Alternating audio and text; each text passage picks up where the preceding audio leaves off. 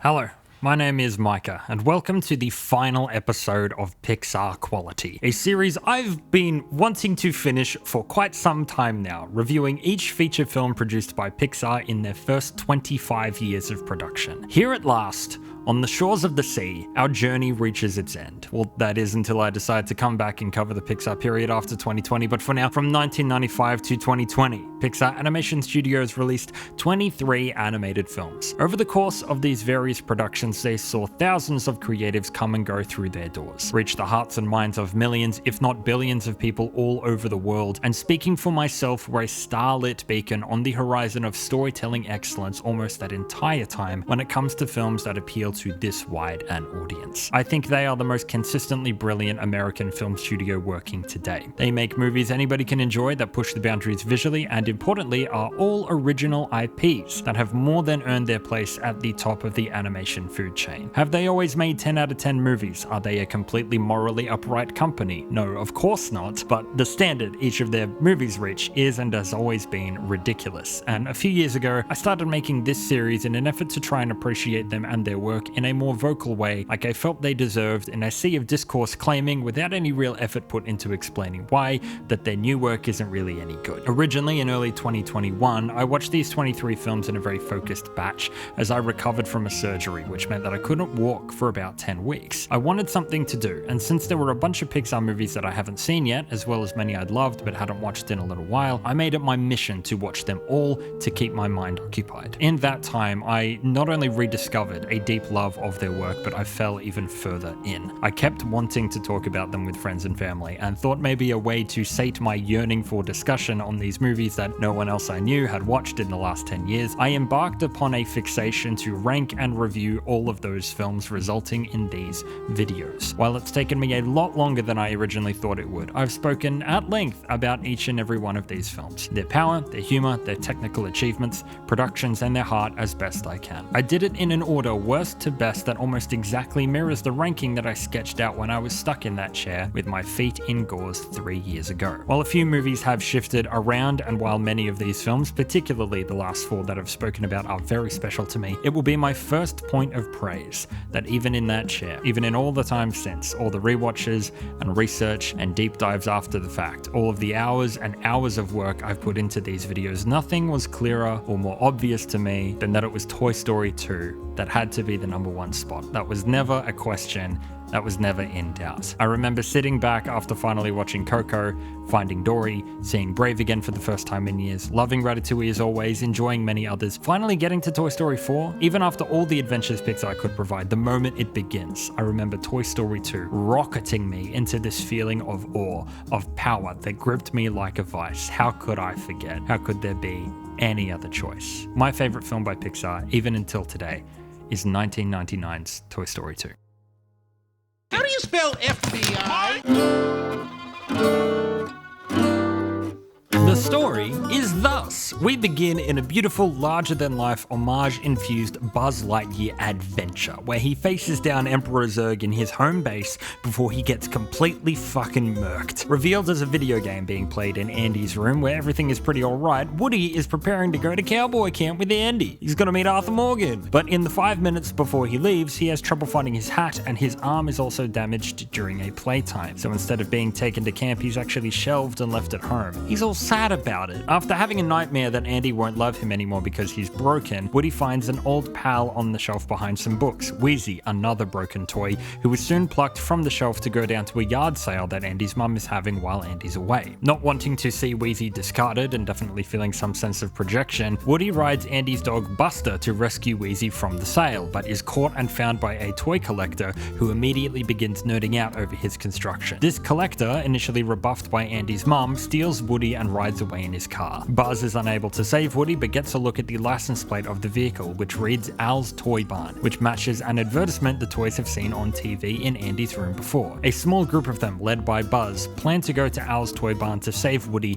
and set off on their way. Woody has been taken to a large apartment building by Al, and while of course terrified that he'll never see Andy again, he soon meets a colourful cast of characters who somehow match him aesthetically, characters from the Old West. Bullseye, a horse, the prospector Stinky Pete, Pete, who's in mint condition in his original box, and Jessie the yodeling cowgirl, who are all overjoyed to see him and teach Woody about his origins as a toy made for a late 50s TV marionette show named Woody's Roundup, in which he was the star character. Al is a collector of all things Woody's Roundup, and now that he has Woody, the final piece of his merchandise collection, he's ready to sell the entire collection to a toy museum in Japan and make a fortune. Stinky Pete, Bullseye, and Jessie have each been in storage waiting for Woody to arrive, but while Woody is stunned at learning where he's from, he breaks their hearts a little bit by saying he plans to leave to get back to Andy as soon as possible.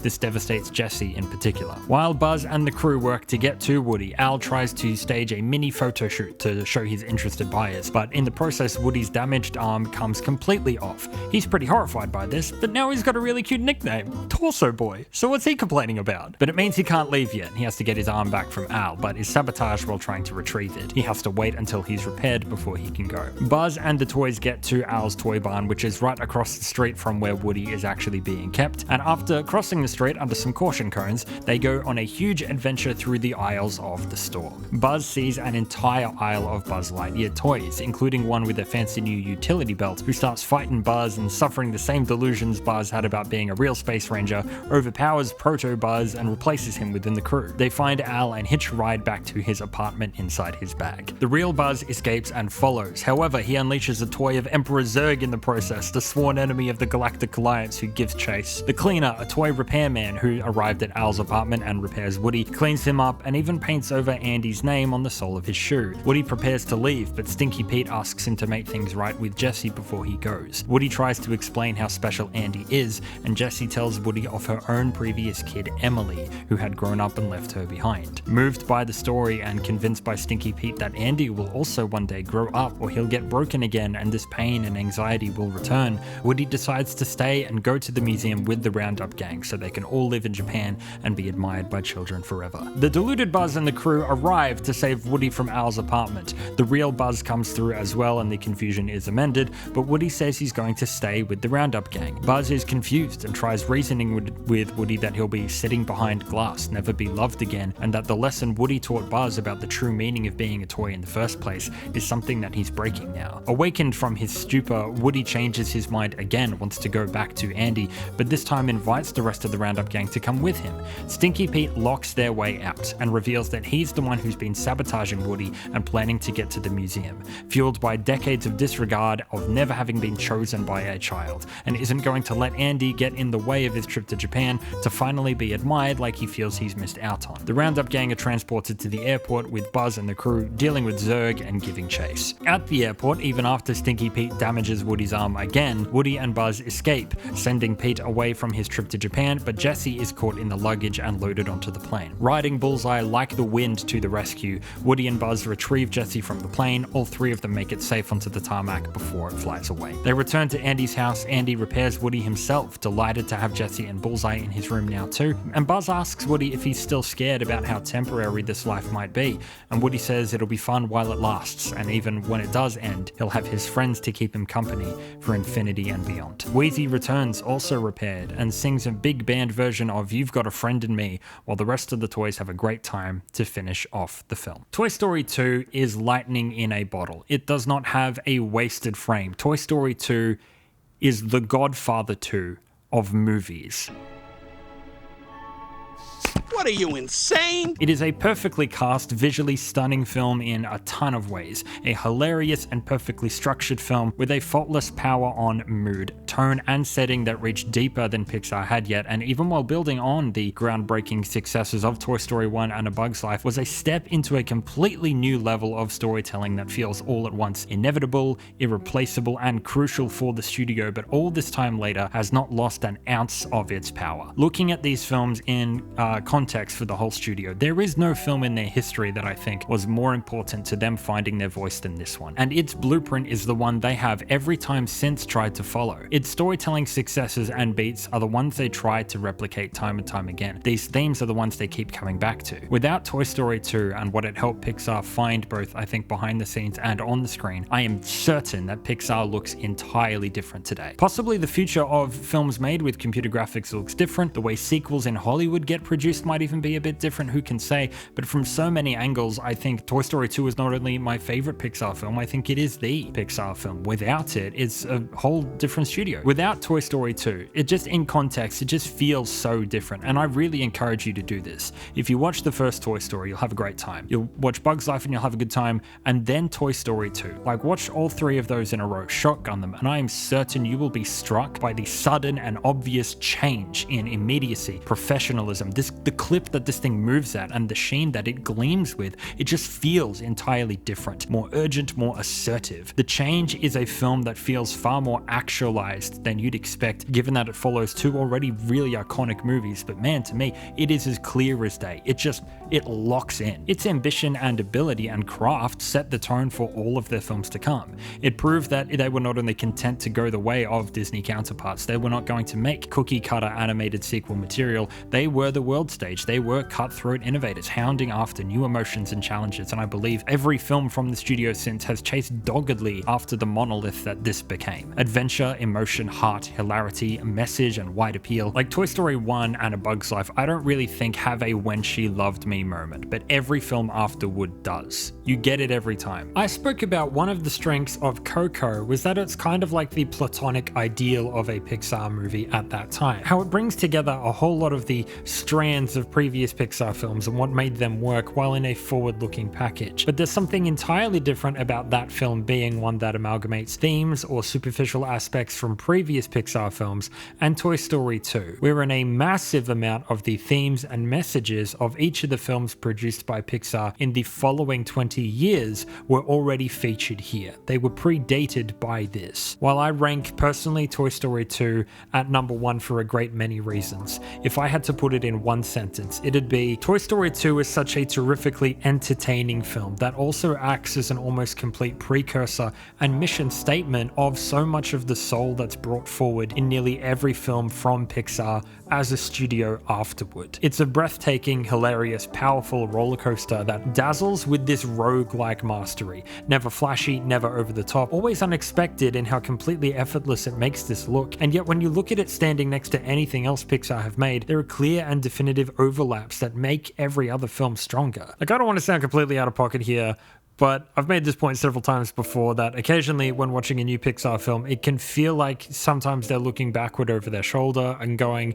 yeah, we know that worked then, so why don't we do that same thing now? And Coco might feel like that a little bit as an example, but that Toy Story 2 still has so much in common with everything they continue to do in terms of the way it expresses its emotion and its level of power, and yet came before all of that tried and tested work. Like, they couldn't look backward over their shoulder to make this movie. It's on a level that influenced like the entire landscape of 3D animated films for the next 2 decades. And working on it was a fucking nightmare. Originally, Toy Story 2 was set to be a direct-to-video release, as many animated sequels were at the time. Even if the animated film was a success, Disney did not often, if ever, do theatrically released sequels. They did home video releases. Aladdin, The Return of Jafar, which I had a copy of, went straight to VHS. The Lion King 2 was similar. The normal thing to do for even successful animated films in the 90s was make a slew of home video productions, including television shows, games, educational content based on the IP that would live in the kids' VHS collection at home or on Disney channels on cable television as something of a rarer gem. They still made tidy profits from smaller budgets and shorter production cycles. This allowed larger teams to continue to work on new films, like move the main team from Little Mermaid to Tarzan,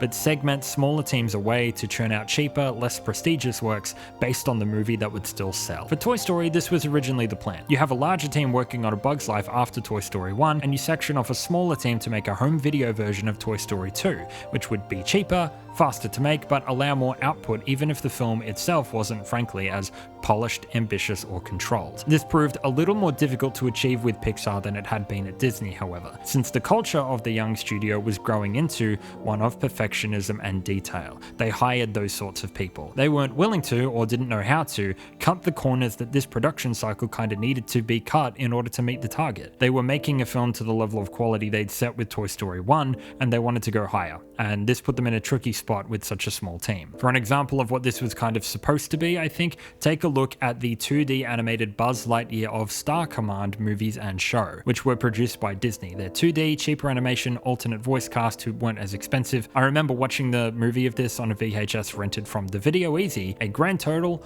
of 1 time, and I remember a grand total of nothing about it. I think I own some of the toys though. It does reach into that forgotten part of my memory. This I think was kind of the tier that Toy Story 2 was originally set to meet. At some point though, story reels for the film looked promising to Disney, and since the production felt like it was aiming higher than video release tier anyway, the film was upgraded to a theatrical release and a larger team was put onto it. Despite being upgraded, now that the goalposts had shifted though, Pixar themselves did not remain happy with the direction the film was going in at that point in time. Now with more leeway to make a more ambitious film, John Lasseter and Andrew Stanton, 2 of the founding members of the studio, reworked basically the whole story of the movie over a matter of days. However, because of a lot of the commerce surrounding the film, like toy production and marketing, was already slated for a certain time period and was in the works, as it were, the release date for Toy Story 2 was not moved to account for all of these changes. The delivery window stayed the same, despite Pixar now needing to produce an entirely different product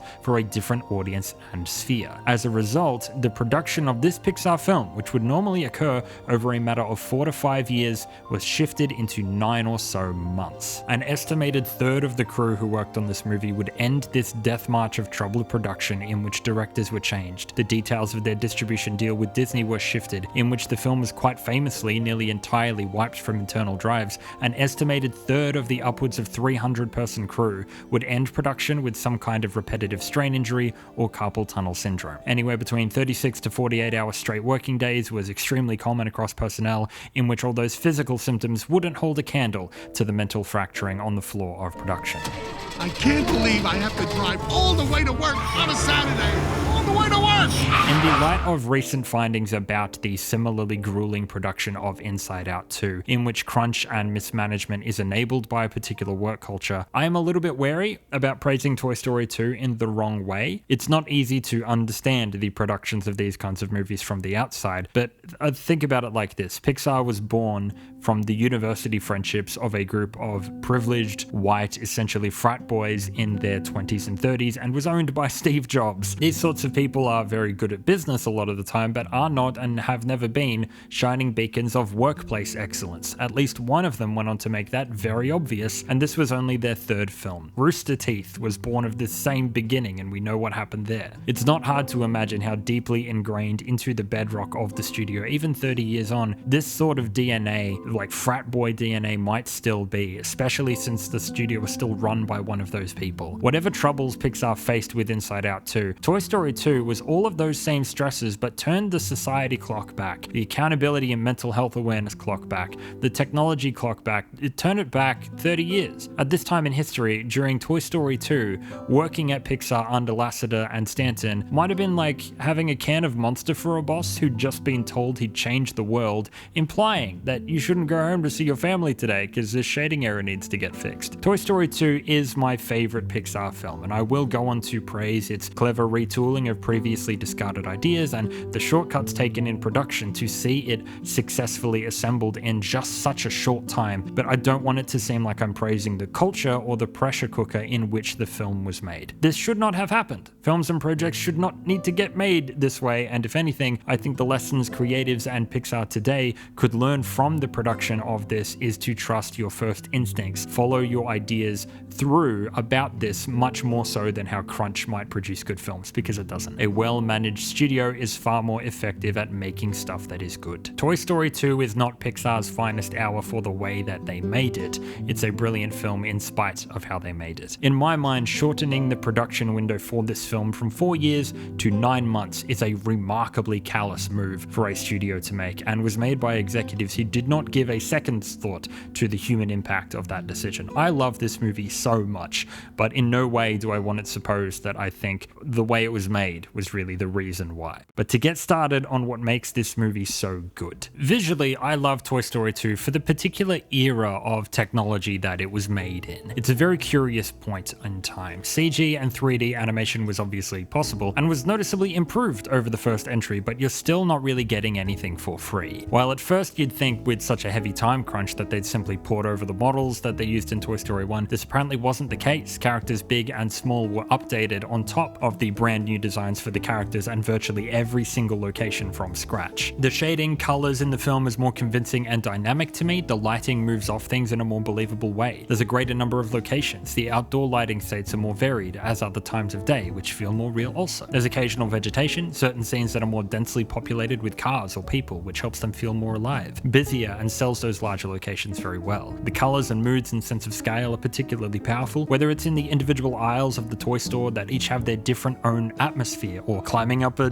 dense elevator shaft, the metallic enormity sold by the temperature and the sound design as well. There's so much more going on visually here than either Bug's Life or Toy Story before it. There's more ambition and more could be captured and more boundaries pushed. Your hands weren't tied as close together, so you can do more things and it's a really impressive showing, but you're still not able to go completely off the rails. You still need to work within very particular limitations given the tech of the time. You're still restricted very clearly on how complex humans can be, which means that while some characters like Andy or Al or the cleaner, who was a reused model, can have close-ups, the litany of other humans can fill the backgrounds but are never really shown super close to preserve that illusion. Certain environments are very strictly controlled. I don't think we ever see the street that Al's Toy Barn's store is located on looking the other way. You can only look at it from this angle. I'm guessing only a short stretch of road in a single direction was built, so there's a very clear side of it that you never see. The shooting of the Roundup gang is really close and tight on the toys a lot of the time, even in ways that don't quite make sense within the story. Like Woody would have been able to see all of the spilled twisties on the ground or all of the Woody's Roundup collectibles before the camera revealed them, but perhaps for technical reasons as well as storytelling ones, we virtually never see the entirety of Al's apartment exposed at one time,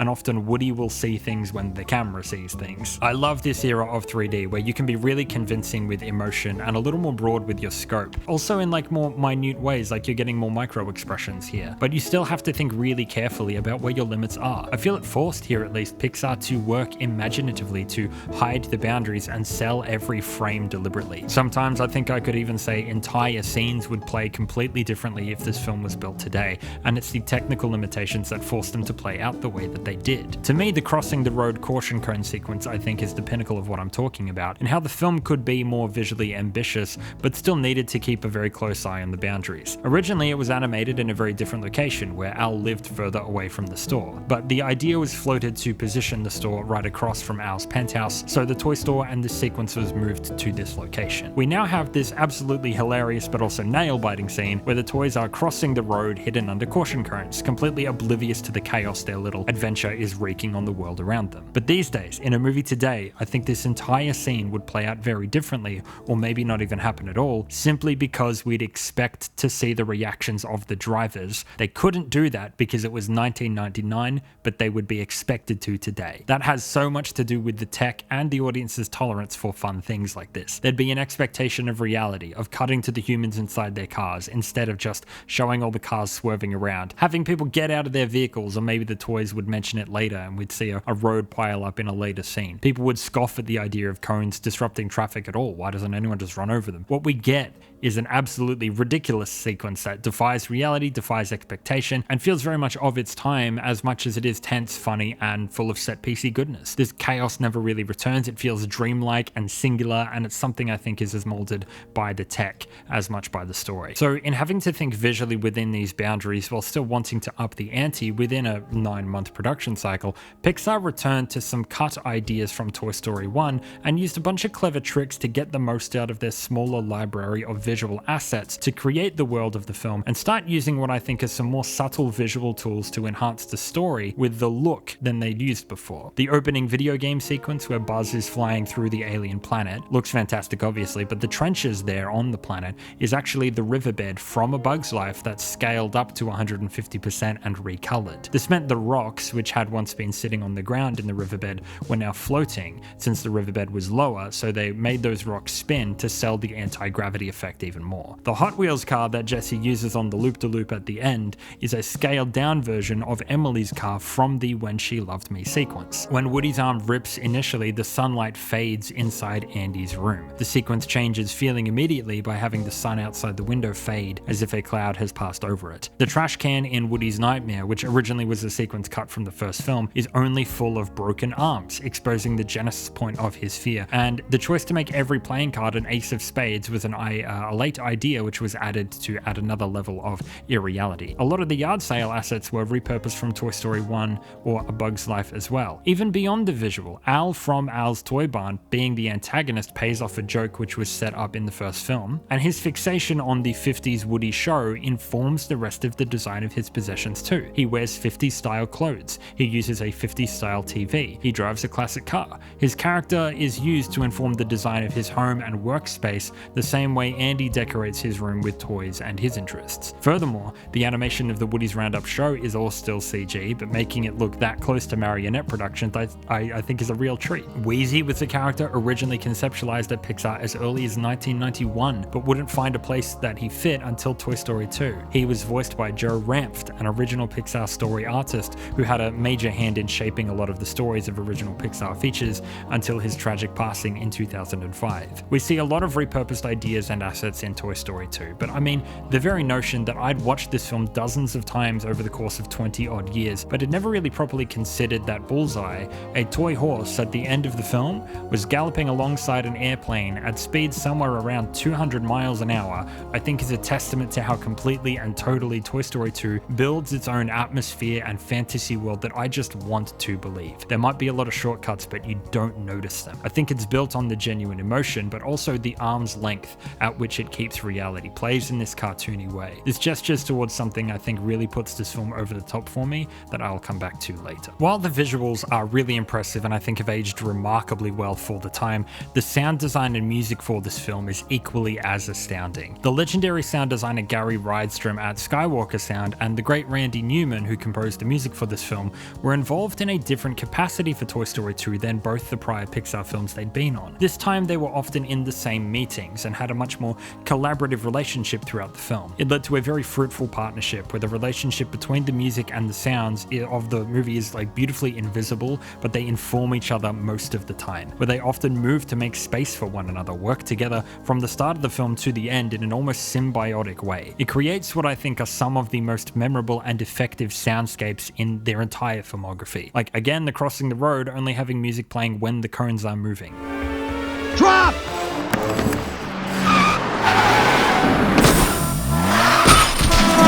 Go! The opening video game sequence's perfect sound effects, like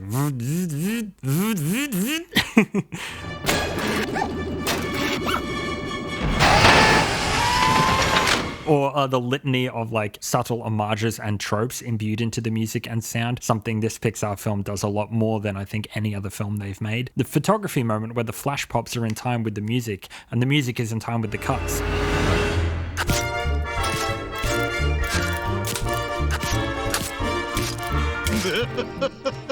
It's like printing my own money. The moment of Buzz almost escaping the toy store right behind Al and all the various toys he's jumping on and using, and the sounds they all make as the music ramps up before he slams into the automatic door.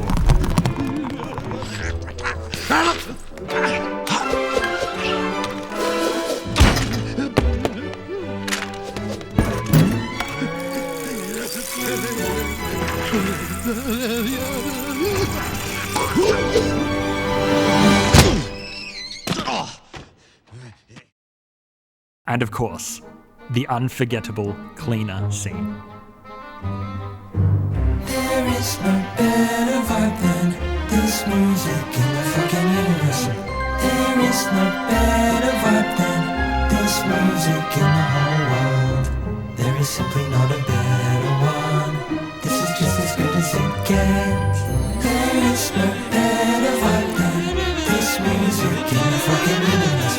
There is no better vibe than this music in this dirty, filthy, road and nasty little world we call a home. I say this music is translucent, and upon listening to it, it makes me feel as if I am a big swan. Each moment of this sequence, The visuals to the sound to the music is a different kind of enchanting. The music, which I didn't even need to play for you to remember every note, is so lilting and light. The sounds are delicate and playful, satisfying beyond belief. The visuals are detailed, considered, and meditative. It's very sophisticated. The extreme close-ups on the oils and hair and paint. It's famously one of the most oddly satisfying scenes in movies you can watch, and I think it's worth the price of admission alone, where each component of the filmmaker's tool belt is allowed to shine, but the relationship between the music, sound, performances, sound effects, tunes, and ambience presented here, I think is evident in every second of the film, not just this one scene. I can watch the film on mute and basically have every sound memorized. That doesn't happen very often. And as long as we're on the topic of sound, I may as well mention the vocal performances here too, which are absolutely delightful. Wayne Knight as Big Al is epiphanic. That man owned the 90s. It's like Michael Jordan and him. Kelsey Grammer as Stinky Pete is just as smooth and refined as he always is. The man is like a glass of red wine. He's able to be emotional before the turn, but convincingly frightening afterward as well. Woody has a lot of ups and downs here, and Tom Hanks sells it all beautifully. And Tim Allen is able to play this more mature and driven Buzz really well, while slipping back into the comedy style of a deluded Buzz, while strangely still having them feel like different people. The voice performances here are incredibly entertaining, although that's to speak to how well handled the characters here as well are, both new and old. The Prospector is an intelligent, subtle manipulator, and in terms of an ally being shown to have become a villain at some point, I think this film presents one of the more effective uses of this kind of twist that I've seen this side of Dragon Age Inquisition. He's a twist villain, but what makes it interesting to me is that it's not as if he had some grand evil plan the whole time. He had goals he was working toward, born from a pretty understandable place. He wasn't going to reveal himself to be the bad guy, well, like unprompted or something. I fully believe he had not planned on revealing himself at all, had things just gone his way. He'd been ignored, never chosen, and wanted to feel valued, but his true feelings are revealed during a moment of what feels like a blown fuse, like his patience has just run out. He would be perfectly happy to have just had everyone alongside. He didn't need to get angry and mean at any point, and his actions before then, like asking Woody to make things right with Jesse before he goes, are more subtly manipulative. Like he's saying things through having a vested interest rather than hoping for someone's downfall. A lot of the things he says to Woody indicate his dislike for other toys, particularly space toys, coming from this jealous place that Woody feels he can identify with, so we can understand his motivations more fully. I always liked Toy Story 2 from this villain angle, even more than someone like Syndrome, because it's not like some evil guy who planned everything out and wants awful things. It's just a regular character who has a motivation and is trying to manifest it in multiple different ways before he gets angry, which feels more realistic and oddly keeps the stakes in check. He still doesn't feel like a bad guy before the reveal to me, honestly. I still want to like the character very much. Kelsey Grammer sells that depth and that character very, very well. Virtually the only thing I don't like about Toy Story 2 is actually Stinky Pete's punishment, actually, and the weirdly like anti-girl toy thing that's kind of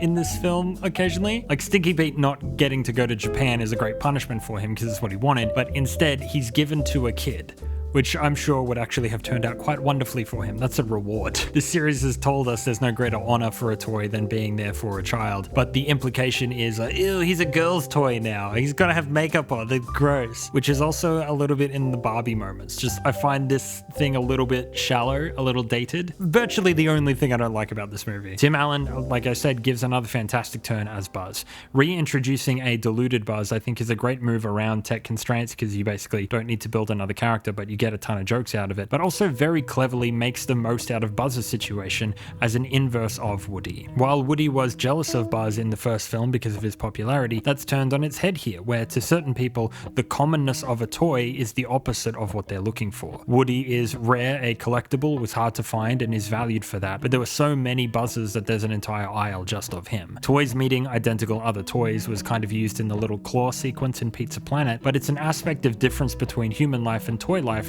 that is investigated a lot more emotionally here. The opportunity is taken to position Buzz as an inversion of Woody in the previous film in more ways than one. He becomes the teacher, the one who's trying to save Woody from making a choice out of fear. It's a beautiful evolution of their relationship, but isn't too forced or obvious. He gets the "you are a toy" line this time, but his running into an entire aisle of identical Buzzes while Woody feels as though he's completely unique allows for the film's questions of an individual's value to come to light in certain ways. But more on that that in a minute as well. Now, I said a few weeks ago that Raymond Ochoa as Arlo in The Good Dinosaur is probably my favorite vocal performance in a Pixar film. I have an innate fondness for that character's tonality in the movie, and I found his work as a young performer within the context extremely impressive. It's a very demanding role. I think he does really well, especially compared to other younger performers in Pixar's films. And from a filmmaking perspective, I don't know if there's an overall performance I enjoy more than his from any other Pixar movie. But Joan Cusack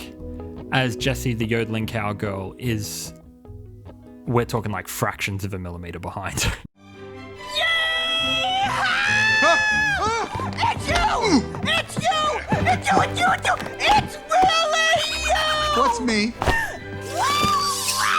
There's a snake in my boot. Ha! It is you! Please stop saying that. Joan Cusack apparently had a lot of input into what made Jessie who she was, and I think she is, without a shadow of a doubt, my favorite Pixar character. If I think about her for too long, I don't know whether to bound through fields of daffodils, adoring the world, because we're just so capable of creating beautiful stories, or whether to sit and cry because people made a character so perfectly human in the guise of a cowgirl doll in a family movie. She is my single favorite, maybe thing Pixar have ever made, and I am struck each and every time I watch this movie at how completely and totally I am able to absorb and be engaged by absolutely everything she does and says. She is everything. She is the complete package of a supporting character. She enhances the story and characters around her, new and old, lifts the world and the tone of the ambition of the movie without seeming forced into the cast. She has her own beautiful arc, jokes and moments, a magnetic screen presence and a perfect design. I find her a marvel that leaps from the screen. In a film already bursting with genius moves, Jessie is so perfectly pitched that she feels as though she was always there, and it's really hard for me to imagine the world of Toy Story without her in it. I adore her raw emotionality, completely unabashed excitement but brisk anger, particularly at this time in filmmaking. Like, it would have been very tempting to just make like a demure like little cowgirl, but how completely her pendulum swings from one side to the other of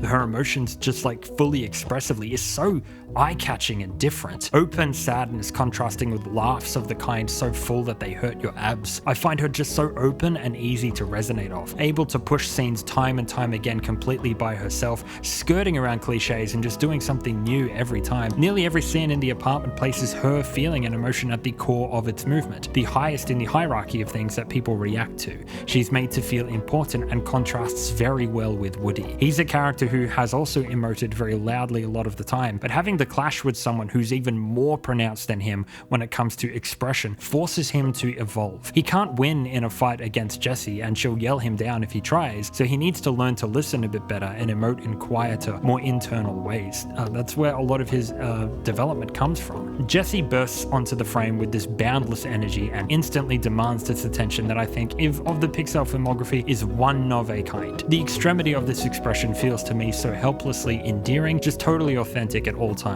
No other character here can compete with how completely her emotions just transfer themselves straight out of the screen onto me as a viewer. If she's giddy, I'm giddy. If she's mad, it hurts. If she's sad, man, I don't even need to hear that song to feel it. I know I poked fun at it earlier, but the When She Loved Me sequence I do honestly think is a real turning point for Pixar, the way they kind of find their voice in a new way. I made some points about the Sailing No More song from Toy Story 1, about how I feel it's a little redundant in the scene, and Randy's voice also having been used for Woody's inner monologue makes it a little jarring. Like, the words are just saying what's already happening on the screen. I really don't feel that's the case here with When She Loved Me. It's a song that is by itself very beautiful and could be very meaningful just alone, sung by the divine Sarah McLachlan, paired with extremely emotive visuals though, which tell a story both through the actions but also the format of a montage in its color shifts, lighting changes, repeated shots and progression with this grace that's just dreamlike and undeniable. The song doesn't feel like it's repeating what the visuals are saying, and the visuals are pushing different emotional buttons than the song. What I see today is a musical montage sequence in a film that's not a musical, something which 9 times out of 10 would completely take me out of the film.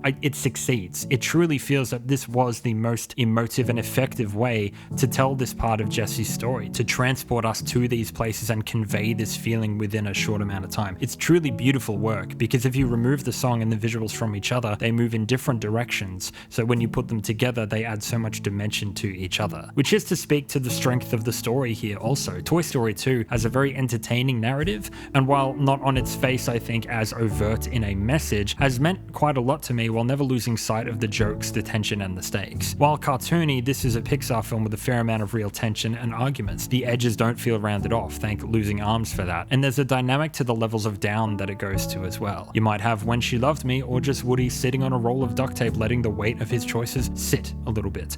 I think the mood and pace of the story weaves in and out of these more serious moments, whether brief or extended, into these scenes of energy with a grace that's just so deft. This scene, the road crossing scene, it's funny and tense, right? But it's just the first look at something which Toy Story 2 does, which I'm not sure Toy Story 1 or A Bug's Life before it really did at all, and is a huge change in terms of story fluency for Pixar. If you want the most solid example on how this film changed the way they tell stories entirely, this is it. This is the movie where they learn to truly multitask in order to seamlessly flow between two types of appeal, and illuminates both the kinds of movies I think Pixar found that they wanted to make, and help them find the best way to consistently produce the results that they wanted. Primarily it's just that each scene is multitasking, is doing multiple things. The flow of the film is just so much better for it. Like, not only does the road crossing moment hit the mood of high jokes and high tension, the toys being in great physical peril helps set you up and acts as a polar opposite to the immediately following scene where Woody is being lovingly restored to perfection. So you feel the effect of both moments, where the idea of destruction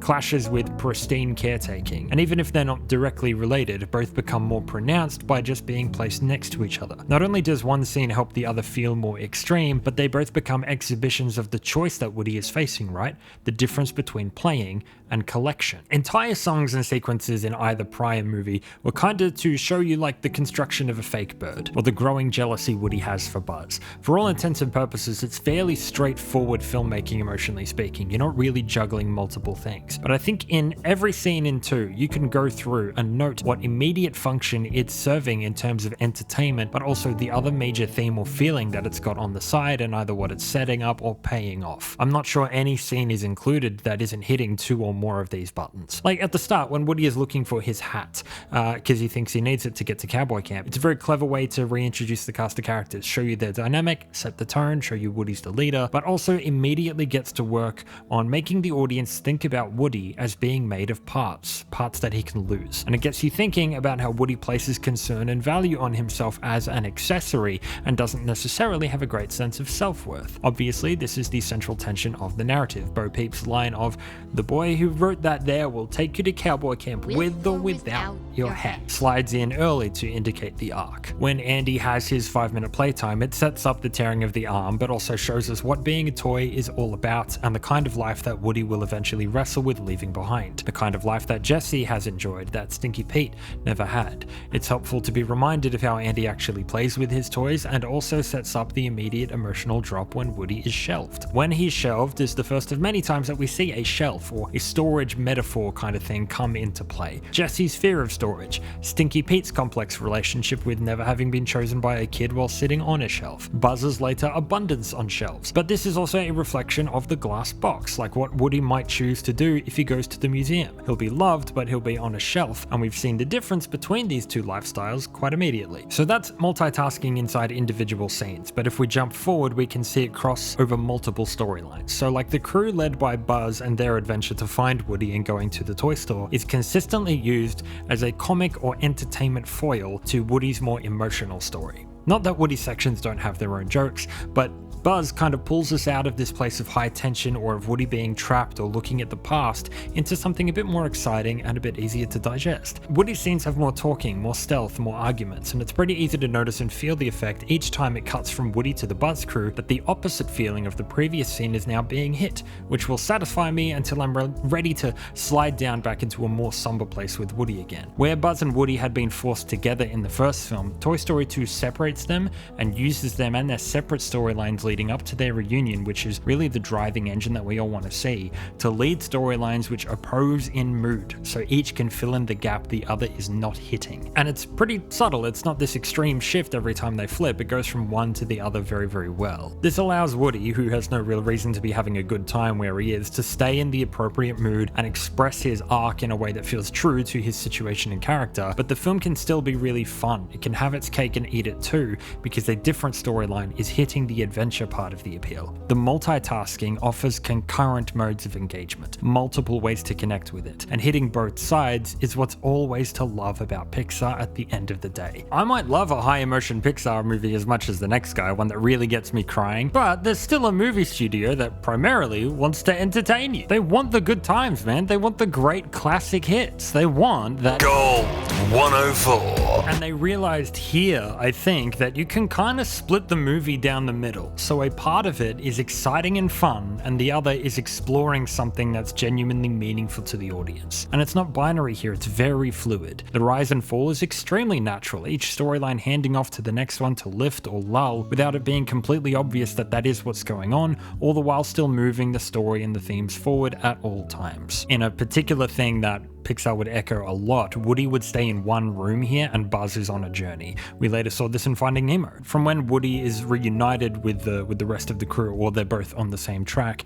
the film is then able to play with the thrill of the chase and entertainment style that's been built up on Buzz's side, but inform the stakes with the emotion of Woody's story. They continue serving their alternative functions even when they're in the same place. An audience is now able to keep track of these two different things very, very easily. Buzz has the butt sticker on his butt, and that feels congruent with that because his story has always been smiles and laughs, but Woody and Stinky Pete still feels tense because that's been rooted in something more dramatic, even though both things are happening at the same time. These opposite sides of the appeal work together to make rescuing Jesse from the airplane feel absolutely thrilling, because it feels like a real capitalization on a bunch of shorter scenes of action, but we also invest in it emotionally because we know how scared she is of dark spaces and of being alone. This only happens because the movie has multitasked inside these individual scenes to make sure Woody's story and the Buzz crew story hit different places, so when they're put together, it becomes a three-dimensional piece of entertainment. That's the niche that Pixar like to work in. They make films that delight you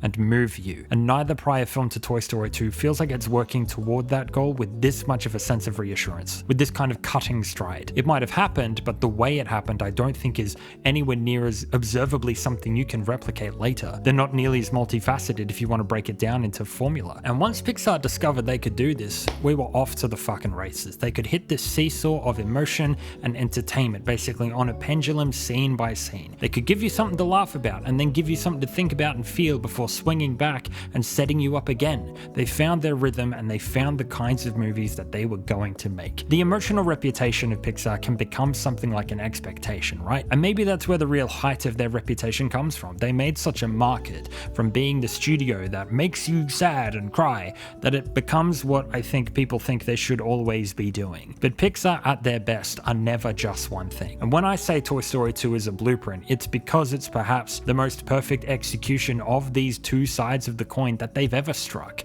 It's a film which is able to be very emotional, very reflective, teach you something, get you feeling. But since it was their first step into this space in such a deliberate way, it feels totally free of the burden of that expectation. It's able to investigate really valuable themes without the film completely and totally being under their shadow the whole time. It's so freeing. I mean, I love Ratatouille to death, I love Inside Out, but they're films that are made by their messages, right? Sure, they can be very entertaining, but the real staying power, the reason they sit with me is because they're so overt about making a point. When I went into Inside Out 2, maybe you felt this too, the expectation for me was, oh boy, what universal truth of life am I about to get this time? It never used to be like that. Pixar used to just be allowed to make a good movie. Toy Story 2 is still really the only time where I enjoy every single moment of action, but also respond to every deeper sequence. And I think it has a lot to do with how much lower the expectations feel for this movie for itself. Ratatouille's sand chase sequence where Remy is running with like the Will and Testament, not super thrilled by it, to be completely honest. Like the dreamland of Inside Out, it's funny, but I can kind of take it or leave it. The balance here just feels so effortless and powerfully inevitable. Toy Story 2 might still be able to teach me as a creative something even in this realm where as a viewer I'm able to get something really really emotional and meaningful out of it, but without that being so obvious that it's the only thing that I wanted to provide. Primarily at the core, I can still just watch this and be really engaged and entertained. It's doing the job of being a good movie first, so that when that meaning comes, it feels unexpected. It blossoms out of a otherwise very enjoyable time. Pixar, I think tonally, structurally, the characters that they write have always tried to walk this line since. A film that can be jovial and whippy and fun, and alternately very emotional. Doing both sides isn't always particularly smooth, there really can be bumps, but there's always something of an attempt to have the emotion and the meaning and then build in a separate offset. Soul has the death and meaning of life stuff and offsets it with a body swap. Inside Out has the depression and emotion side and offsets it with psychology. Up does the grief and old man stuff and offsets it with kids and dogs. Cars does the tractor tipping and then a conversation with Micah and McQueen. It's pretty basic storytelling work to make sure you have a rise and fall like this, but I really think it's important to Pixar to have kind of this split down the middle. In my opinion, this isn't nearly as overtly a focus in Toy Story 1 or A Bug's Life as clearly as it is here, and then after this point, it's very much built into the core of everything that they do. A lot of Toy Story, like the first one, either feels very bright or very spooky. The power and control over mood is in a much more static or broad state depending on the location. Each arc of the film is separated into very different moods. Just look at what color is the most dominant during any act of A Bug's Life, and it'll tell you the mood that it's going for. After Toy Story 2 figured out you can have multiple sides to this, weave together more closely one side that is more openly emotional and reflective, and another that is more high energy and entertaining, Mike Wazowski becomes the funny one, while Sully is more down to earth. Dory is the optimist, while Marlin is the pessimist. Mr. Incredible is ignoring his family, while Helen is holding it together. Meta is loud and bombastic and happy where he is, and has a lot of friends, while McQueen is resentful and annoyed and ambitious and lonely. Merida is freedom and Eleanor is tradition. Wally is discovering wondrous things on a path of exploration, and the captain is being confined to his quarters after finding dark government secrets. It doesn't get clearer than joy and sadness. Toy Story 2 helped Pixar figure out how to multitask this stuff to help an audience engage with it both excitedly and with their hearts. It gave them the legs to build a filmography, a studio, and an emotional style for their movies. Alternating mood did them that. Putting opposites on the screen and weaving between them does. Investigating the tension between two extremes and then building that into the appeal of the movie. To make a movie that excites you and moves you. You write two characters or you have two storylines that represent each side. Whether it's the tension of two opposing worldviews of characters, or the two types of entertainment value that a Pixar movie can broadly have, the two kinds of storylines they might jump between, the opposites and the way it weaves between them for one to enhance and contrast with the other, to ultimately come together to become a three-dimensional piece of entertainment, is where the drama, the fun, the emotional value of Toy Story 2 came from, and then Pixar spent the next 20 years and beyond continuing to do that in every single one of their movies.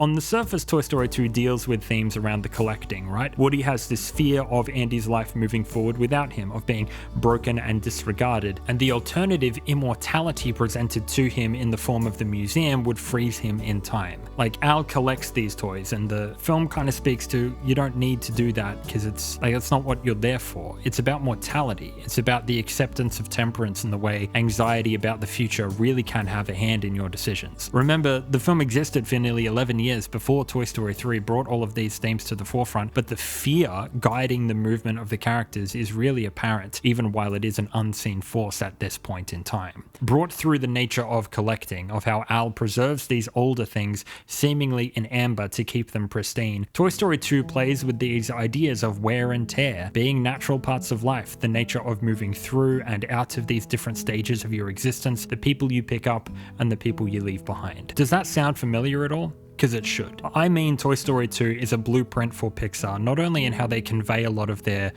filmmaking choices and the emotional tools that they use that from a filmmaking standpoint is echoed in a lot of their other work later. It's also that a lot of their later films go for deeper dives on the themes, struggles, and nuances in regard to life and loss that this film already investigates. And I found it so hard to figure out how to write what was unique about it in the Pixar lineup on this front, because I've already written 22 other scripts to get here. just to make this film easier to understand. I don't really need to do any more work now that I'm here to feel Toy Story 2 to the fullness that I'd like to, because by furthering my own understanding of the films that followed it, I've already felt its fingerprints within every single one of them. I've already looked at all of these individual themes as present in the other films, and they're here. If you want a story about going to the ends of the earth to find someone you care about and trying to bring them home, Finding Nemo, Toy Story 2. If you want a story about a guy who's like trying to decide between the path he thinks he should be on and the path he really wants to be on, Cars and Toy Story 2. If you want a story about enjoying every minute of your life and not allowing the fear of mortality to immobilize you, Soul and Toy Story 2. If you want a story about letting go of material possessions and instead prioritizing the memories and the people in your life, Up and Toy Story 2. If you want a story about reconnecting with the true nature of being alive, feeling the beauty and the curiosity and care instead of immobilizing yourself in a glass box of numbness, Wall-E and Toy Story 2. I could go on very easily. But I also resonate with two more aspects of this film on top of that, which to me really are the two things that make Toy Story 2 the one for me. I've said two a lot in that sentence. I mentioned earlier that Bullseye runs at a speed in this movie of around 200 miles an hour, galloping alongside an airplane which is about to take off, which honestly he might have been able to exceed. It took me years to really raise my eyebrow at the unreality of that. I just accepted that he could do that. But once I noticed it, I started going backwards through Toy Story 2 and seeing in all the many small ways that the world just gradually bends to make the story really exciting. How does a film naturally progress from a normal cowboy doll being put on a shelf because he's ripped his arm, to him and his cowgirl friend swinging off an airplane by his pull string to land on a toy horse and make it feel natural? How do you get from point A to point B without a jumping the shark moment where you feel like something's changed? I feel Toy Story 2 works very hard from the moment it begins in the video game back down into reality to the end of its sing-song finale. The film gradually rises from the lowest of stakes into the height of a child's playtime without ever acknowledging that that is what it's doing. I don't know if it was the intention, but you know the playtime section at the start of Toy Story 3 where they're like saving the orphans on the train and stuff? I think Toy Story 2, like the entire film, takes place in a similar liminal playtime reality to that, except pushed through the looking glass of like a kind of adult seriousness, the same kind of authenticity that Michael Caine would have had approaching being in A Muppet's Christmas Carol. Instead of zingers every line, a ton of quick saves like The Train Full of Orphans. Hell, you might even call it headcanon, but Toy Story 2 is like a kid went into the city, visited the toy store, went to the airport on a day trip with their mom, and imagined this grand adventure that their toys went on in all these new places. It feels like a movie, like a story, a narrative written by a kid, but executed by adults to reenact one afternoon that they had playing with their toys. What they imagined it looks like when the luggage goes beyond the flaps. You know how like you'd look out of the window in your back seat of your parents' car and imagine like a parkour guy running along all the rooftops and doing these amazing things? That pure imagination, I feel Toy Story 2 captures that feeling in a film and almost takes place within that childish understanding of reality. It explains why we don't see the driver's reactions on the road crossings, because it's ridiculous. A child imagined it and was playing with their toys on a road construction toy set or something. It's like, it's why I don't chafe at the amount of references to other films like Star Wars, Space Odyssey, Cape Fear, Die Hard here. It doesn't feel like a pop culture reference when Zurg says, "I am your father." It feels like a kid playing with their toys to reenact a Star Wars scene because they enjoyed it. It's how I think the film is able to rise from these very real, down-to-earth emotions and keep them in the story the whole time while slowly, very slowly and very deliberately disconnecting further and further from reality with its entertainment value. It feels very true to how a playtime operates, because at least when I was a kid, the stories might have been incredible and wild and huge, but there were moments of struggle and seriousness. And Toy Story 2, I think, meets that hyperactivity with the seasoned craft of a room full of expert storytellers. And what we have, I think, is a film that comes as close to capturing, at least what I feel, is pure imagination as I might ever see. Because of course the horse is as fast as a plane. He's my horse. And the second thing that makes this one really special to me has to do with that theme of value. And I think Toy Story 2 is my favorite Pixar film for many intellectual reasons, but also just because I want it to be. I picked it. I choose to value this.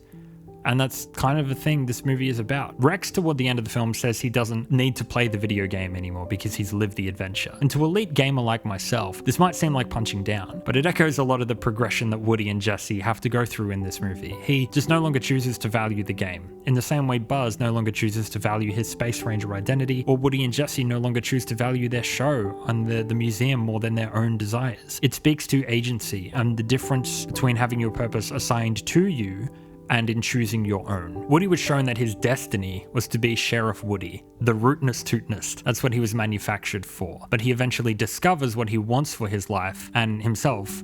It goes beyond that and beyond what was expected of him, in the same way that Buzz progressed past that already. Andy will eventually leave Woody behind, but that doesn't mean he gets to decide if Woody is valuable or not. Woody does. Does Woody value self-preservation more than engaging in the world? And it says to me that while a person can be set up for a certain future, nobody gets to decide what you value more than you do. The world can pressure you, put you into a box, insist that playing it safe with your life is the best way to live. Stay inside, do what you're told to do the thing you were set up for, stay on the shelf and just be happy there. Let other people push you around, but Toy Story 2 says you get to make that decision, and you should do so knowing that there's more out there. And maybe that's what I feel is really at the core of every Pixar film produced in their first 25 years. The one central thing that they all say in one way or another, that to get the most out of life, you have to participate in it. And there will be pain in the life you lead, but you get to decide how you live that life.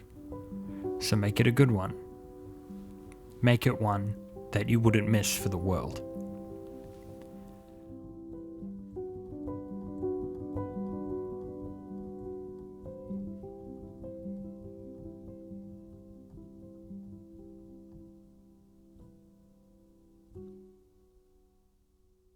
But when it comes to Pixar's first 25 years, their first 23 films, there isn't one that I simply enjoy watching more, that I am so easily pulled into, that removes me from reality more completely, that I think balances entertainment and emotionality with technological innovation and filmmaking mastery more perfectly than Toy Story 2.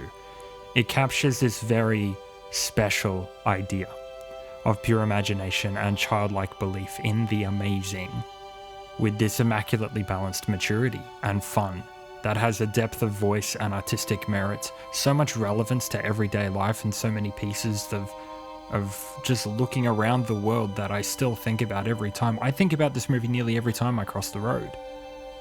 And yet it never loses the appeal of just how cool it is to watch Buzz do acrobatics. You can make an argument that nearly any Pixar film is their best. I've certainly tried my hardest to make the case for every film. It's something I said very early in the series. You could randomize the order and virtually I would have no real reason to disagree with you except for a few cases. But I'm also not sure if any other Pixar movie is as good without Toy Story 2 having come this close to the start. I don't know what Pixar would look like without it. I really do feel this is where they found their voice. The Pixar qualities that make their emotion come across so well, that make them so distinctive and iconic, that make Pixar the irreplaceable movie makers that they are, were rendered through 9 months of grueling gut instinct work, as clear as crystal in this rogue behemoth of a film, which may not be the one you think of first. But if Toy Story 1 was the foundation of the house, Toy Story 3 was the hearth, Toy Story 4 is your childhood bedroom, Toy Story 2 is the door. You might move past it, but you're not getting in the building without it.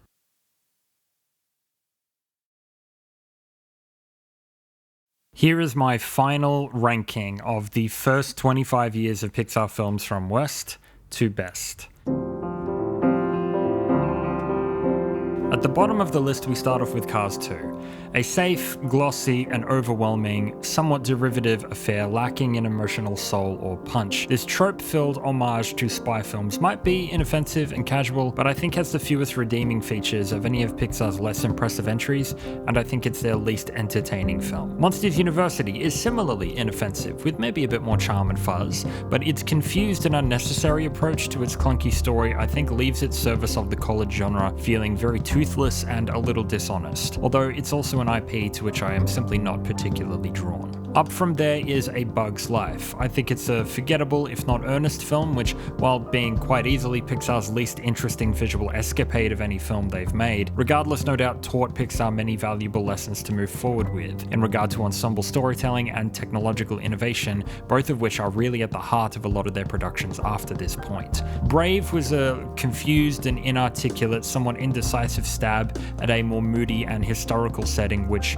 while very adept technologically, captures a lot of that stuff super imaginatively. I think it shot itself in the foot with bottom-of-the-barrel humor and constant tonal flip-flopping just a few too many times. Soul, while on one hand a very mature entry to the Pixar lineup in terms of narrative, with a very worthwhile message, wonderfully portrayed protagonist that came out and released at exactly the right time, waded into thematic territory that it spent the rest of its time trying to run away from, playing into as many unfortunate Pixar tropes as it does away with, leaving exactly one half of an excellent movie to ponder. Onward is a miscast and somewhat generic story of brotherhood, but is an earnest, emotionally rewarding film with consistent goals and a refined, direct approach to story, which I think gets it over the line. Cars 3 is a deceptively clever film, with a knack for following through on some important emotional punches. With a strong opening and a strong finish, its tone is very enjoyable and it's a very solid piece of entertainment.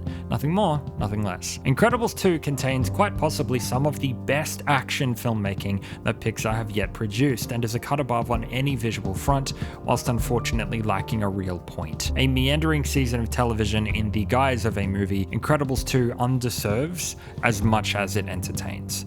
Monsters Inc., whilst not appealing to me personally on really many fronts, including with its aged visuals, is an undeniably effective film, employing tooth in the right areas, is cast very well, and is no doubt one of Pixar's most quotable comedies. A very funny film with the right amount of heart. Monsters Inc. isn't unreachable, but it sure is pretty good. Cars is up from there. A somewhat conventional plot doesn't make this film's sense of identity less potent, its music and visuals less effective, or its rhythm less infectious. With a ton of heart and a very lovely pace, a lot of emotional layers to engage with, Cars is a sleeper hit for me, juggling plenty of appeal and emotional sensitivity. It's a film I didn't always know that I liked as much as I do. Finding Dory is a total technical marvel and visual feast, which manages to wrangle a massive task into a compelling heap of an achievement, giving voice to an important story about disability through enormous effort. A little frenetic, but nonetheless an immensely impressive piece of filmmaking, which appeals to me maybe particularly for the sheer force of will that it radiates while taking a handful of extreme risks. Finding Nemo, however, I think has a slight edge over it, coming from a seemingly new tonal place within the company. Nemo became an ethereal, atmospheric rhythm piece which absolutely earned and keeps hold of its iconic reputation. Remnants of its underthought stereotype for its Australia setting leave me a little cold today, but it remains a very special film about family connections and an important moment for 3D animated films culturally speaking. WALL-E is an atmospheric power and a beautifully choreographed visual storytelling treat. Significant technical advancements in camera work, strong scoring, tonal and music choices gave this ambitious project a delivery which to me rings unfortunately a little hollow once you get under the surface, but the notes do remain clear today. WALL-E is, I think, very obviously a surface level film with a couple of dated elements, a clean sudden drop off in appeal past the first half hour for me. Like, I'm conflicted about this one, but it remains a distillation of Pixar at perhaps their most experimental and commanding. I yearn for a time when Pixar might be congratulated for being this bold once again. The original Toy Story remains a gloomy and effective film. Rough as guts in places, out of control and built partially of nightmare fuel,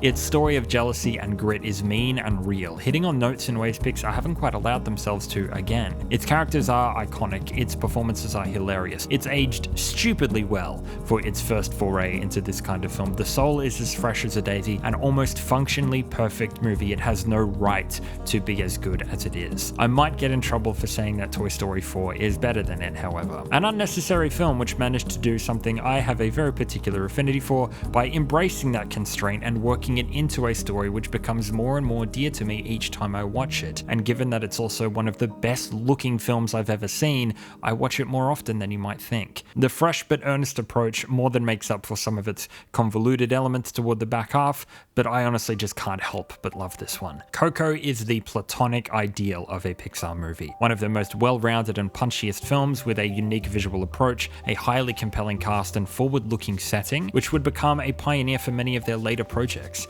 A visual tour de force which takes advantage of most every technical achievement Pixar had worked for at the time. Its world and its style is in service to a beautiful story which finally perfects and refreshes many of Pixar's most common themes and ideas in the tightest package that you'll find them in. Up is a glorious tribute to the very function of Pixar itself, appealing to ages old and young with a cutting stride, beautiful message, a playful command on color, an extraordinarily well-paced screenplay. Pull this batshit bizarre story into a beautifully effective and highly unique production. While it may lose some steam over time, Up is more than its opening moments, and the memory it leaves behind is ultimately of a very special film. Inside Out, despite its somewhat manufactured feeling, conveys what I feel is simply one of the most important stories Pixar have ever taken a stab at, and effectively works toward an emotional catharsis that feels, as a viewer, renewing and cleansing each and every time. Using an extremely detailed and highly emotional visual lens to give a sense of weight, feeling, and intention to every single moment, it wins all the points for me as a teaching tool, metaphor, and enjoyable film for the ages. The Good Dinosaur is one of Pixar's most focused, most mature, and darkest films to date. Dinosaur is an exhibition and investigation of grief and growth in a manner far more subtle and deserving of attention than it has widely received credit for. It uses a smaller toolbox to the height of its potential, resurrecting many of the older, darker aspects of animated films to deliver a film full of incredible acting, body language nuance, and a beautifully fluid edit. A deep involvement in nature and photoreal simulation gives way to a tale which respects its audience in a genuinely vulnerable way. The Good Dinosaur is one of the only times in recent years where Pixar's emotional openness didn't really feel self-congratulatory, and instead felt truly important as a story to share, and has been, personally speaking, a crucial piece of work, which has given me a sense of peace when I've needed it most at multiple times in my life. Toy Story 3 is an ageless, titanic, powerhouse of a film. Its effective deliverance on its every aspect is very hard to overstate, especially given its position as a late sequel. Juggling a huge cast, a dozen locations, multiple moods and priorities, its balance of comedy, its potent sense of tension, and a heart of solid gold somehow maintains a fresh feeling even these many years later, while it also delivered on a feeling of event cinema for which there was almost no precedent at that time. A high effort, high reward venture which delivers on spectacle in spades. This foray into scares and tension remains the spookiest film Pixar has made, and is one of the most potent exhibitions on finding the real heart within a writing premise as I think you could ever hope to find. The Incredibles is a multi-layered and beautifully directed masterclass of writing,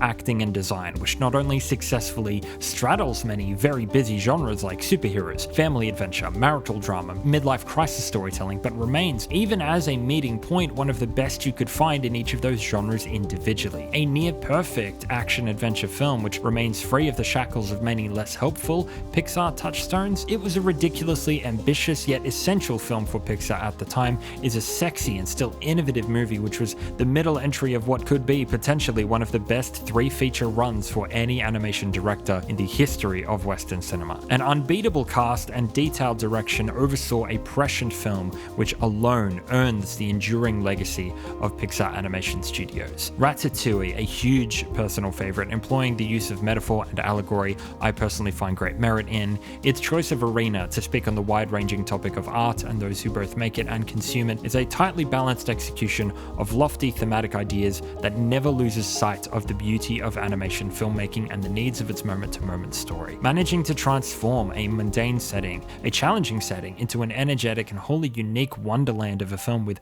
a beautiful score, compelling character arcs, and utterly stunning worldview. If I had to pick one movie to recommend everybody in the world see before they die, it would probably be Ratatouille. And the top entry for me, my favorite Pixar film, which I spoke about today, is Toy Story 2. An advancement of storytelling prowess for Pixar, which remains as one of the most inventive, especially given its production constraints. Toy Story 2 makes almost nothing but the right calls, and makes the most of every opportunity that it has. This movie to me is synonymous with the very spirit of imagination, a sparkling visual approach, energetic performance, performances and bold choices every step of the way, Toy Story 2 taps into aspects of childhood whimsy and wonder, balanced with fear and anxiety of life beyond it, with an entertainment viewpoint and sense of scale which still affects the way I look at road crossings, the way I think about airports, elevators, toy stores, childhood in general, the nature of life and love's inevitable temperance, and the true value we choose to place upon our lives and ourselves. Paced as if to slowly rise into the heights of actual playroom time,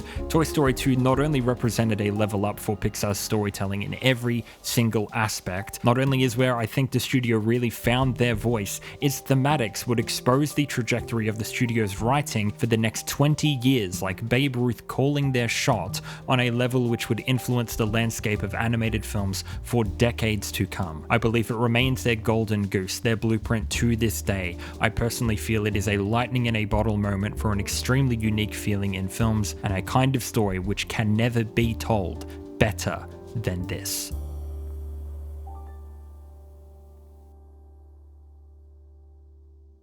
I want to thank you for following me on this journey of Pixar Quality. It was a big step for me to spend this much time speaking about movies just from one studio when I've been predominantly a video game based channel for a very long time. But I found this whole thing easily one of the most rewarding creative projects I've ever embarked on. It's taken a lot longer than I thought it would, and that people are still here, new and old, following along has become incredibly exciting for me. I'm so happy to have been able to share how I feel about these films with people who've so effortlessly met me on this level and shared right back. I've said a number of times within this series that the Pixar films someone favors can tell you a lot more about them than the movies, and that absolutely applies to me as well. When I take a step back, the most important thing I've learned throughout this whole series is that it is completely and totally possible to just absolutely change your relationship to something by simply choosing to pay more attention to it. It'd be all too easy for me to close out this series talking about where I think Pixar is going and how aggravated I get at the general discourse surrounding them and their work. Like,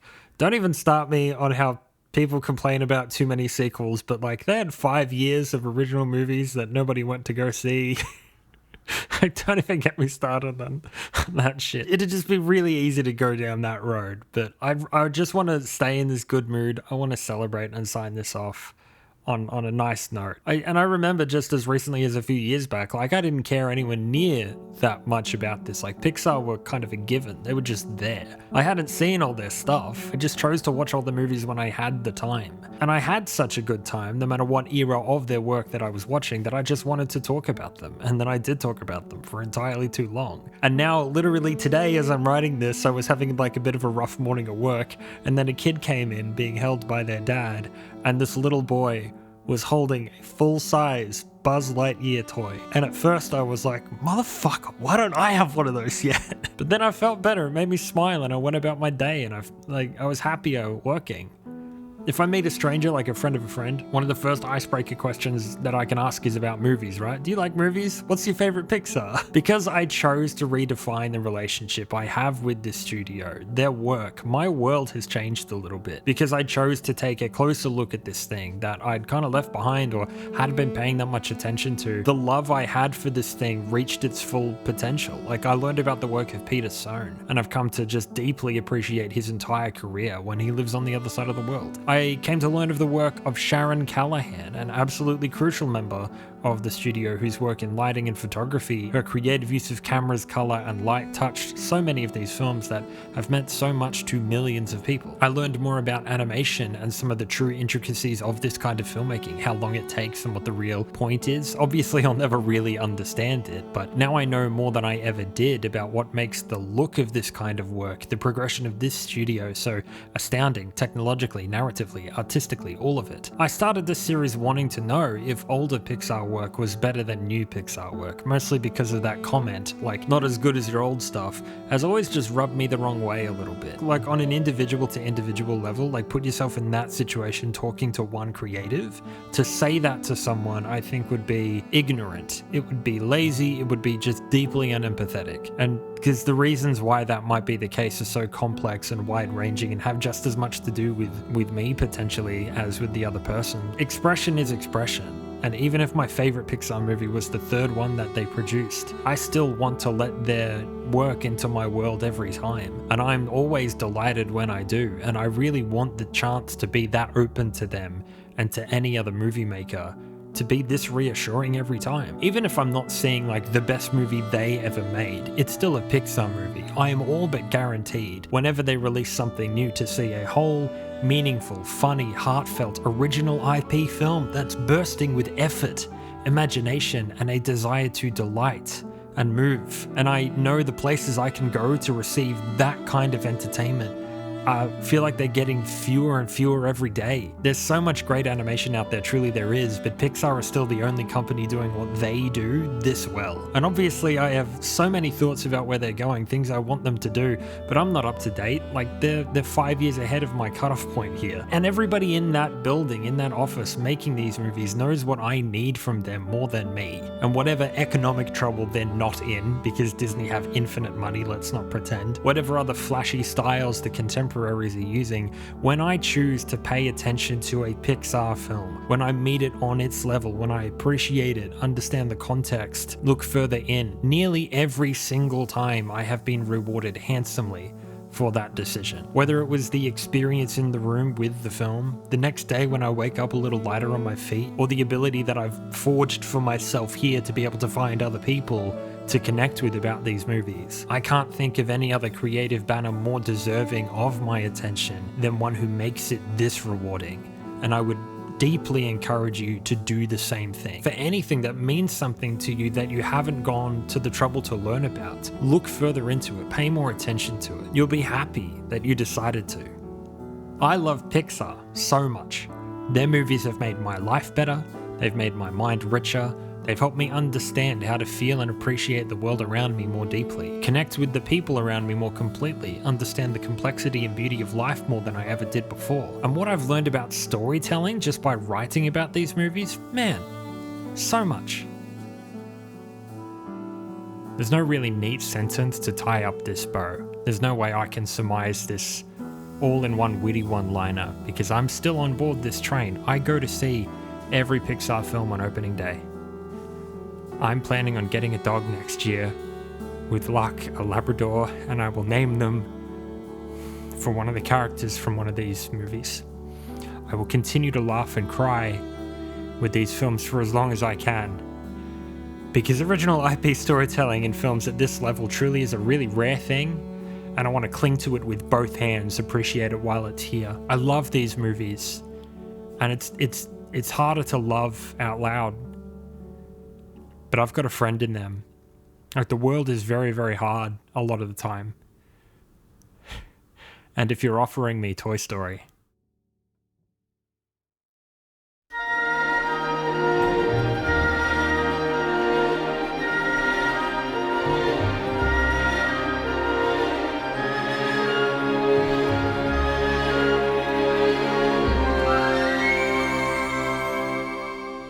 That's fantastic, honey. We'll never be ready. Merge!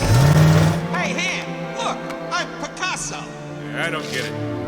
Honey! What? The tank is clean! I have just met you, and I love you. Keep swimming, swimming, swimming. The average piece of junk is probably more meaningful than our criticism designating it so.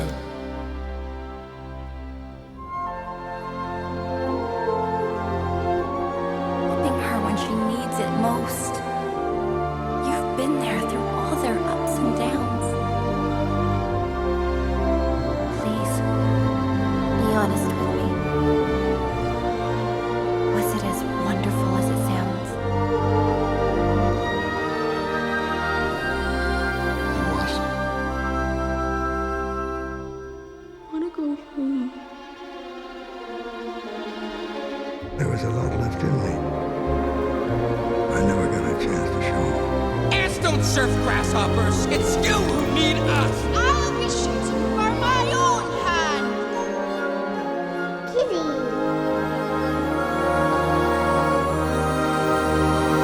I can't lose you again!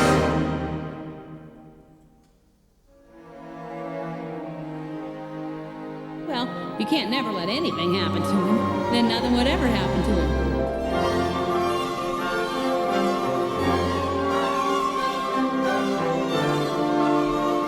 Right, Prospector, I can't stop Andy from growing up.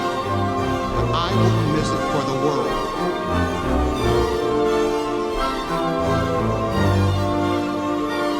Not everyone can become a great artist. But a great artist can come from anywhere.